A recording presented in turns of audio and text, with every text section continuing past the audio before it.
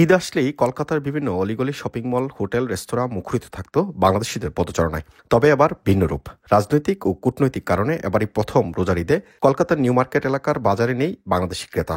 ফলে আর্থিক ক্ষতির মুখে পড়েছেন পশ্চিমবঙ্গের রাজধানী কলকাতার নামকরা বাজার নিউ মার্কেট।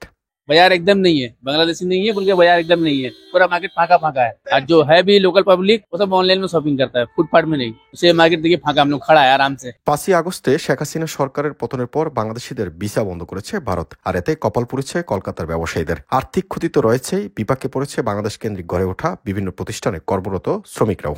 প্রতি বছরই ঈদের কেনাকাটা করতে ব্যবসায়ী ও শৌখিন পর্যটকদের ভিড়ে জমজমাট থাকতো কলকাতার নিউ মার্কেট। আমাদের বাংলাদেশি একটু কম আছে আগের থেকে অনেক, বাংলাদেশের ভিড় বাড়ে, কিন্তু এবার বাংলাদেশে একটু কমই আছে, যেন সবাই জানে পরিস্থিতি কি আছে। আমাদের লোকাল কাস্টমাররা আমাদেরকে সবাইকে বাঁচিয়ে নিয়ে চলছে ভালো। আমরা আশা করছি এই বর্ডারটা শেষ হয়ে বাংলাদেশে আসুক। ভিসা বন্ধ থাকায় কলকাতার প্রাণকেন্দ্র নিউ মার্কেট এলাকার হোটেল ও পোশাক ব্যবসায়ীদের মাথায় হাত।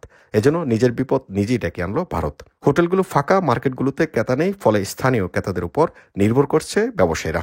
ঈদের বাজার ভালোই আছে এবারে, যেরকম আমরা এক্সপেক্ট করেছিলাম সেরকমই পেয়েছি আমরা। খালি একটাই আছে ডিসঅ্যাডভান্টেজ, যে বাংলাদেশি নেই বলে একটুখানি আমাদের সেলটা একটু ডাউন হয়েছে। এখন ঈদের মধ্যে যেরকম সারারা গারারা আছে, তারপরে আমাদের হ্যান্ডওয়ার্ক যেটা আমাদের চলে, যে আমাদের নিজস্ব প্রোডাকশন, সেটা আমাদের ভালো চলেছে। আর এখন আমরা নতুন ইন্ট্রোডিউস করেছি গলার মধ্যে মানে কাজ করা, নিচে ঘেরাতে কাজ করা, এরকম কাজ করা, তার সঙ্গে আমরা হ্যান্ড প্রিন্ট দুপাট্টা দিয়েছি।